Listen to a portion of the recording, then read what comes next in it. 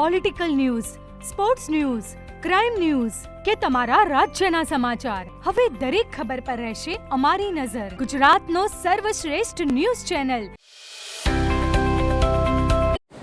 હારીજ જૂના SBI road પર સોમાભાઈ ડોક્ટરના દવાખાનાના નજીકમાં બરોબર બપોરના 12 કલાક આસપાસ એક જૂનું 2 માળનું શોપિંગ સેન્ટર, જે શોપિંગમાં મિત્તલ કંગન સ્ટોર, ઢીંગલી ફેશન દુકાનોની ઉપરના માળની છત ઓચિંતી નીચે તૂટી પડી હતી.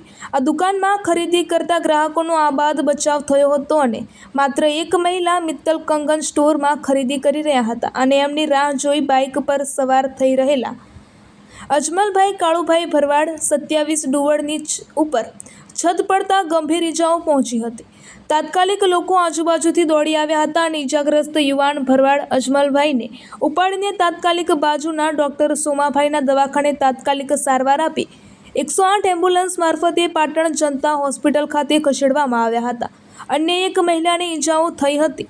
કાળઝાળ ગરમી અને લગ્નસરાની સિઝન ધીમી પડી ગઈ હોય મિત્તલ કંગન સ્ટોરમાં ભીડ ઓછી હતી અને નીચે બજારમાં પણ લોકોની અવરજવર ઓછી હોય મોટી દુર્ઘટના ટળી ગઈ હતી. અત્રે ઉલ્લેખનીય છે કે આવા જૂના શોપિંગ સેન્ટરો ખખડધજ થયેલા શોપિંગ તંત્રએ નોટિસો આપી ઉતારવાની કાર્યવાહી કરવામાં આવે તેવું લોકમુખે ચર્ચાનો વિષય બન્યો છે. રિપોર્ટર કમલેશ પટેલ, પાટણ.